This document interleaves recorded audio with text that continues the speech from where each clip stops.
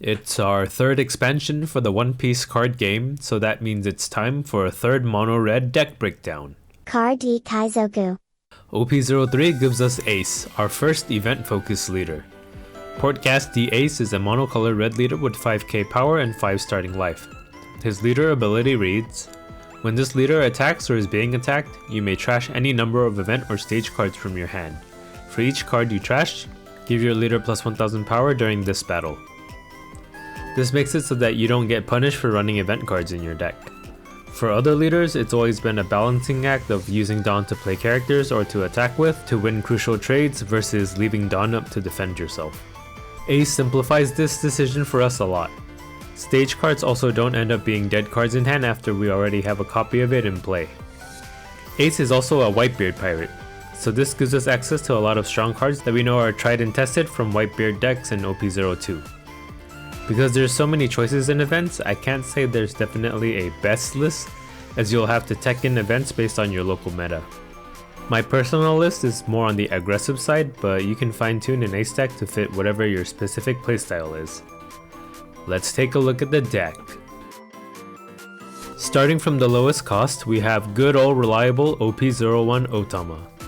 If you've seen any of my deck breakdowns with red in it, you'll have heard me sing Otama's praises time and time again. She's a 2k counter that can and will be used on the play to give minus 2k to any character. This combos well with cards like OP03 Marco. Up next we have 4 OP03 Izo.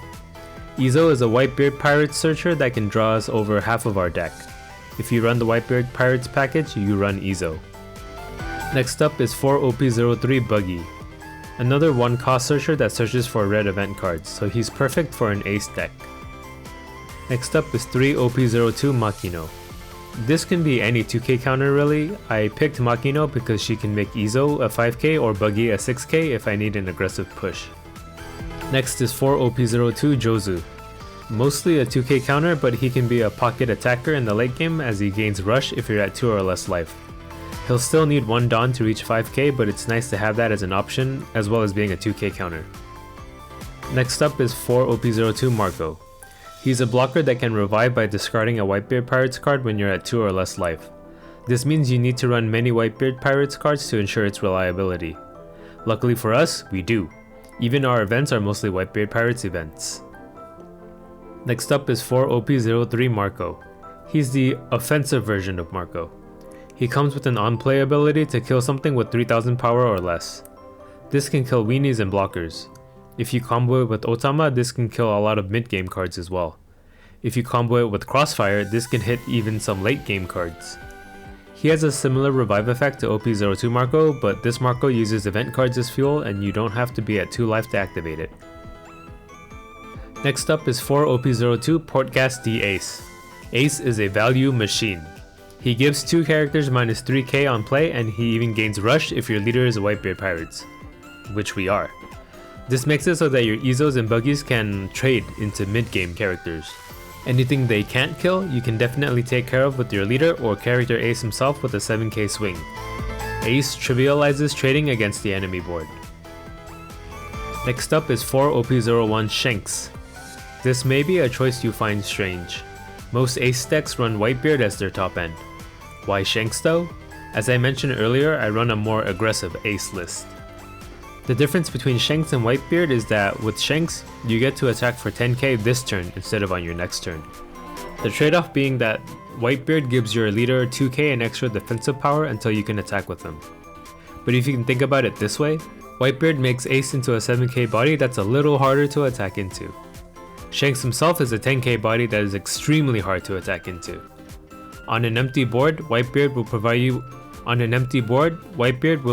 with 1 attack with your leader, while Shanks will provide you with 2 attacks, one with himself and then one with our leader.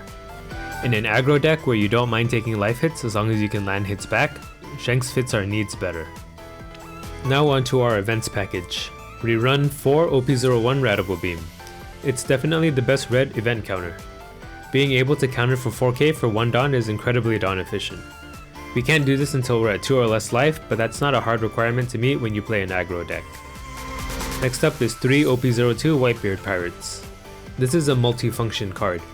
First off, it itself is an event searcher, allowing us to find a particular Whitebeard Pirates character in a pinch. Secondly, it's a Whitebeard Pirates card, so it can be used to revive OP02 Marco. Thirdly, it's a red event card, so it can be used to revive OP03 Marco, or even as a 1k counter / buff with your leader ability. Lastly, even as a trigger, it replaces itself and thins out your deck. Next we have 4 OP03 Crossfire. Crossfire is very flexible. You can use it as a counter or even on your main phase. That means you can use it proactively like you would a promo Gordon and give something minus 4000 power to kill it with Marco or to attack with your Ezos or Buggies. You can even use it defensively like you would a 4k counter. Crossfire comboed with Flame Emperor puts just about anything in range of removal. The trigger even lets you play it for free, thwarting any trading plans your opponent may have made. The only thing to note is that it doesn't hit leaders, so you can only defend against character hits this way. Lastly, we run 4 OP03 Flame Emperor. It's Ace's signature card. Heck, you can only run it in an Ace deck in the first place. This is a jet pistol on steroids. It can hit things up to 8k power. On top of that, it gives your leader 3k power. And even on top of that, it gives your leader double attack. If you break down the Dawn value, we have 4 Dawn for the jet pistol like effect. We'll bring that up to 6 Dawn since it can hit up to 8k characters.